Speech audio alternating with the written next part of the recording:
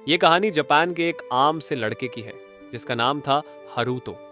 हरूतो की जिंदगी बिल्कुल नॉर्मल थी जब तक एक रात उसने अपने घर के अंदर दो दीवारों के बीच एक पतली सी जगह नोटिस नहीं की। मैं आपसे एक बात पूछना चाहता हूँ, क्या आपने कभी ऐसी जगह को ज्यादा देर तक देखा है जहां नॉर्मली कोई हो ही नहीं सकता? क्योंकि जापान में ये माना जाता है कि उन्हीं जगहों में रहती है सुकिमा ओन्ना। हरूटो ने सोचा कि ये सिर्फ उसकी इमेजिनेशन है, लेकिन धीरे धीरे उसे एहसास होने लगा कि कोई है जो उसे देख रहा है, बिल्कुल पास से।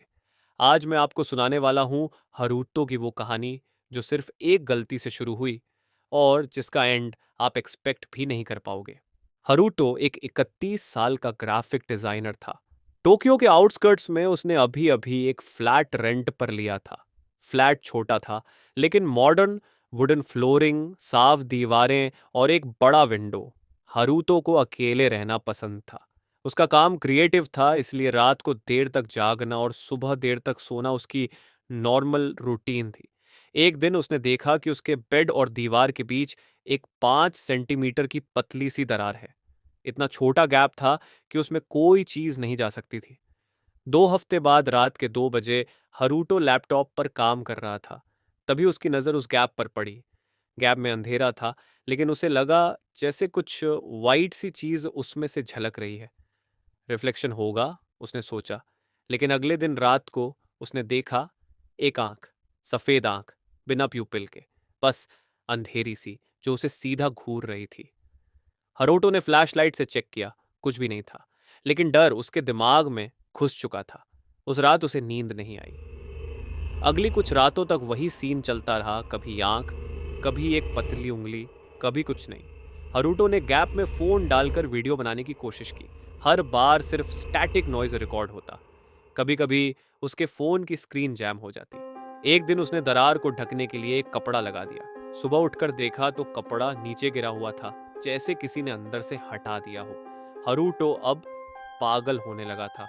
उसने हर कोना, हर गैप, हर शैडो को देखना शुरू कर दिया। फिर एक रात उसने सपना देखा। सपने में हरूटो अपने ही रूम में था। सब कुछ नॉर्मल था, लेकिन एक चीज ऑफ थी। गैप बड़ा लग रहा था। जब उसने झांक कर देखा तो एक औरत की चीख उसके कानों में गूंज गई। वो चीख इतनी भयानक थी कि हरूटो की आंख खुल गई। उसकी सांस फूली हुई थी, शर्ट पसीने से भीग चुकी थी। और जब उसने गैप की तरफ देखा तो वो 5 सेंटीमीटर की जगह अब लगभग 1 फुट की हो चुकी थी। हरूटो ने अपने पुराने दोस्त यूकी और सोरा को बुलाया। उन्होंने हरूटो की हालत देखी। कमजोर चेहरा, आंखों के नीचे डार्क सर्कल्स और हर जगह टेप लगे हुए थे। हरूटो ने उन्हें सारी बात बताई। यूकी ने गैप देखने की कोशिश की।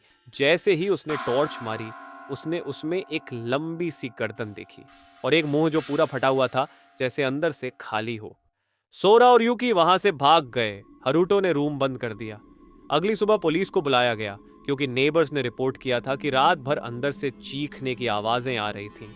पुलिस ने जब दरवाजा तोड़ा, हारूटो गायब था। रूम के हर क्रैक में टेप लगा हुआ था। और सबसे बड़ी बात, बेड और वॉल के बीच का गैप फिर से 5 सेंटीमीटर का हो चुका था।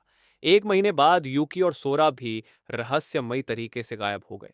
लेकिन अगर आप सोच रहे हो कि ये चीज असल में है क्या, ये किसकी आत्मा है, और क्या इससे बचने का कोई तरीका है, कमेंट करो। अगर पार्ट 2 चाहिए तो अगर कमेंट्स आए तो मैं लेकर आऊंगा इसका असली सच, सुकीमा ओन्ना की असली पहचान और उससे जिंदा बचने का एकमात्र तरीका।